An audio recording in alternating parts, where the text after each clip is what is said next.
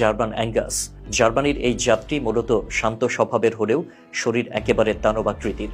গড় ওজন প্রায় 1200 কেজি। মাংসের জন্য জনপ্রিয় হলেও এরা মূলত পরিচিত বিশালাকৃতির কারণেই। 4 নম্বর হচ্ছে গ্লান ক্যাটেল। জার্মানিতে জন্ম এই আরেকটি ভারী জাতের গরু। ওজন 1200 কেজিরও বেশি।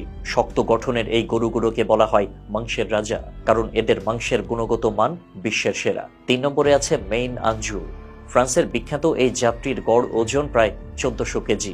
শুধু আকারেই নয়, এদের মাংস থাকে মার্বেলিং অর্থাৎ সূক্ষ্ম চর্বির স্তর, যা মাংসকে করে আরো রসালো ও কোমল। দ্বিতীয় অবস্থানে রয়েছে সাউথ ডেভন। ইংল্যান্ডের এই গরুগুলোর গড় ওজন প্রায় 1600 কেজি।